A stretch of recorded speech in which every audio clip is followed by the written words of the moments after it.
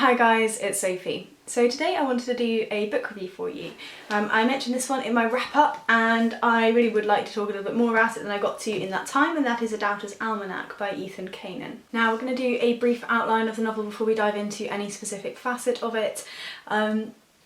This is a story of a life. It's a fairly hefty novel, so it's a fairly sort of in-depth story of a young man called Milo. We start out with Milo as a young child, and it's quite obvious early on in the book that Milo is a little bit different, that Milo is a little bit special. And it becomes clear very soon on into the novel that Milo is a gifted mathematician. And really this novel follows his journey from childhood all the way through his life, as he copes with and grasps his ability and what that means for him, what it sort of gives him the ability to do and what it sort of lacks in him, so what it takes away, what choices and what feelings he might not experience because of the way he lives his life around this point of brilliance. It is to some sort of extent a family saga in that you're seeing the lives of his parents and sort of progressing through his life, the sort of significant individuals in his life. And it really is just sort of a full picture of this one man. Now the reason why I wanted to review this book, the reason why that I sort of like this book, I gave it 4 stars, is because I think it's really rare to see a character with a central sort of characteristic be an ability within the sciences or mathematics, especially within sort of literary fiction. You get a bit more into the science fiction side of things, but it seems to be very rare that you have a purely scientifically minded person. You do sometimes seem to get a sort of philosophy bent to it with the science, but this book is a pure sort of science mathematical focus, and it meant a lot to me. I mentioned this in my wrap up, but it's fairly rare to see a book which speaks directly about the experience that someone who is interested within the sciences has, and it's rare to find a book that is written in sort of a literary style in that way. I felt it should have showed a great deal of the kind of thought processes that people who enjoy that kind of life go through, and there were certain points at which I could sort of identify with so these landmarks in this individual's life and the ways this person was thinking, from my own sort of background in the sciences, and the sharpness and sometimes the coldness that comes with a scientific outlook on life as a whole. Now I think I said again, I really wanted to love this book. I think it was a fairly stark depiction of one individual, but the real issue I had with it was the imbalance between the male characters we saw and the female characters we saw.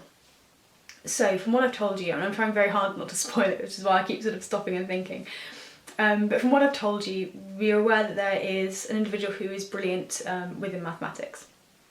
There are other characters within this book who have similar brilliance, if not matching our main characters, but you know, on the same kind of hierarchy. But unfortunately, every single one of these characters is male. There is a hint that there might be one female character who may go on to display some brilliance later on in her life, but we never explore that. It's never solid in the reader's mind. It's a potential, but it's not something that's there in and for itself. The role of women within this novel very much plays a subservient one to the male storyline, and it's the point which I find frustrating with so many of books like this. I'm going to put it down because it's really heavy.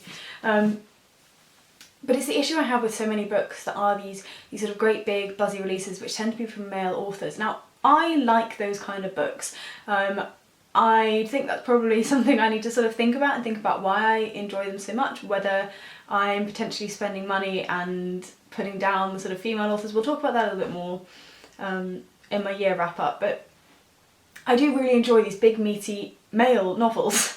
But there's this thread that goes through so many of them, and unfortunately is in A Doubter's Almanac, of women as existing only in the way in which they further the male's storyline, or their only importance is the way in which they sort of influence a male's life.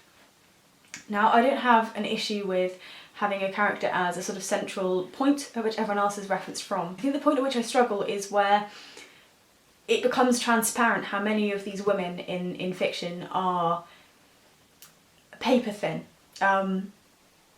and devices, not people. And that's what frustrated me about this book. I still gave it 4 stars, so I find it really hard to grapple with both. Because for me this book it's beautifully written. It's one of those stories, and you'll know the ones that are like that for you, where you know that someone's telling a story who knows what they're doing. You feel as though it's very real. The pain in this family is really there. It feels authentic. The flaws and the sort of brilliance of the characters feels believable. And I absolutely raced through it. I didn't want to go to sleep at the nights when I was reading it. It's a big old book, and I read it in I think 2 days. And I really, really, really enjoyed reading it. And I wish, I said this again, I wish that there had been something in there that made me feel as though the book itself had room for female brilliance. And I don't think it did. Now, within the book itself, there are strong indications that that is a bias of the character. As we go through, there are times where our main character is given the opportunity between sort of fostering and mentoring brilliance in a male or female character, and he will obviously choose the male and discredit the female. So I don't know how much of my feeling and how much of my feeling of a lack of that strong female sort of intelligence in this book is something that's deliberate and something that's put in there. But I do think it's kind of, if it's deliberate, what are you trying to prove almost? I feel that I know this as a reader, and I think it was disappointing to me that a book that had so much of what I love couldn't have given me a little bit of something else, a little bit of sort of even a glimpse of something else. I think I would have been happy probably with him having an interaction with a similarly sort of intelligent person, or not quite as brilliant, but you know, someone on the same sort of hierarchy within his course at university, for example. That would have put me at ease of believing that women can be capable of these kind of things. And that's what frustrates me, is as much as I love this and as much as I love it and for the science, it's so frustrating to know that I cannot find a literary novel where there's a woman with a scientific mind who is allowed to exist external to a man, external to a reasoning between a male character. I think that frustrates me. I think I found that personally in life as a woman within the sciences, and I would just really love for that to be there. Now, I did really enjoy A Doubter's Almanac. I think it's a good book. I think it's a really good story, and I don't think necessarily that the author has bias, though I don't know that. I think it was a part of the story, but it frustrates me. That's why I couldn't give it 5 stars, though it read for me as a 5-star book. If I had a little bit of something else, I would have given it 5 stars. Now, I'm not sure if I've just rambled my way through an awful lot of things there, but I really wanted to get that out and just talk it through a little bit. Let me know what you guys think about this. I mean, especially the sort of, this big stuff like, you know, these kind of books, right? Just 2 like on my shelf, like these great big new releases, male authors, prime place in all the bookshops. And I've not read this yet, so I'm not judging this one too harshly, but sort of what do you feel about so the prominence of these great big books? I know we've had Swing Time by Zadie Smith, and that's great. Very much looking forward to getting to that one at some point soon. But it does seem to be that the great big books that sit on the front table are blokey books. Just chat about it down below. I'm still sort of figuring my way around it. I'm a little bit better than I was a couple of weeks ago when I filmed the wrap up, but I'm still not quite there with it. I think I have an issue with it.